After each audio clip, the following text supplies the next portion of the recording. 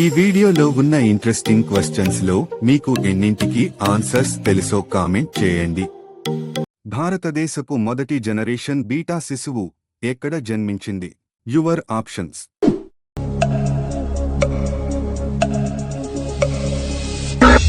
Correct answer is A, Mizoram. Frankie జనవరి 1, 2025న ఉదయం 12:03 మిజోరాం రాజధాని ఐజ్వాల్లోని డర్ట్లాంగ్ సైనాడ్ హాస్పిటల్లో జన్మించింది. జనరేషన్ బీటా అనేది 2025 మరియు 2039 మధ్య జన్మించిన పిల్లలను సూచిస్తుంది. సిక్కిం రాష్ట్రంలో ఏ జిల్లాలో భారతదేశం యొక్క మొదటి సేంద్రియ ఫిషరీస్ క్లస్టర్ ఉంది? Your options.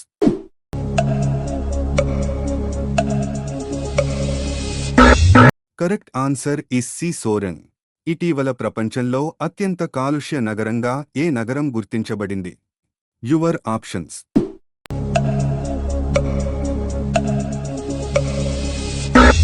Correct answer is B, Hanoi. Hanoi Vietnam దేశం యొక్క రాజధాని. ఇటీవల ప్రపంచంలో అత్యంత కాలుష్య నగరంగా గుర్తించబడింది. PM2.5 స్థాయిలు క్యూబిక్ మీటరుకు 266 మైక్రోగ్రాములకు చేరాయి. యుఎస్ గవర్నమెంట్ యొక్క హౌస్ ఆఫ్ రిప్రజెంటేటివ్స్ స్పీకర్ ఎవరు? Your options.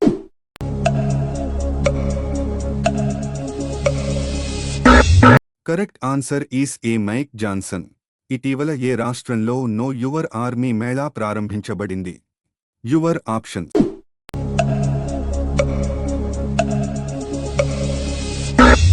Correct answer is C, Telangana. Telangana governor Jishnu Dev Varma హైదరాబాద్లోని చారిత్రక గోల్కొండ కోటలో నో యువర్ ఆర్మీ మేళాను ప్రారంభించారు. ఏ రాష్ట్ర ప్రభుత్వం ఇటీవల సావిత్రిబాయి ఫూలే జయంతిని మహిళా ఉపాధ్యాయుల దినోత్సవంగా జరుపుకుంది? Your options.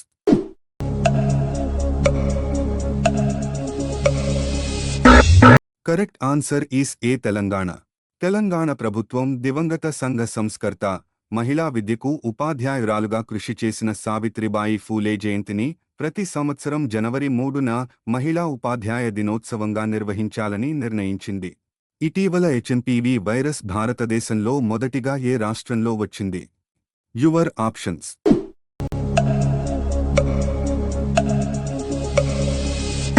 Correct answer is B, Bengaluru. తాజాగా బ్రిక్స్ సమ్మిట్లో సభ్యత్వం పొందిన దేశం ఏది? Your options.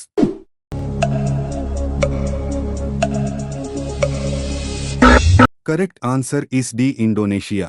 ఈ వీడియోలో ఉన్న ఇంట్రెస్టింగ్ క్వశ్చన్స్ మీకు నచ్చినట్టు అయితే లైక్, షేర్ చేసి వీడియో ఎలా ఉంది కామెంట్ చేయండి.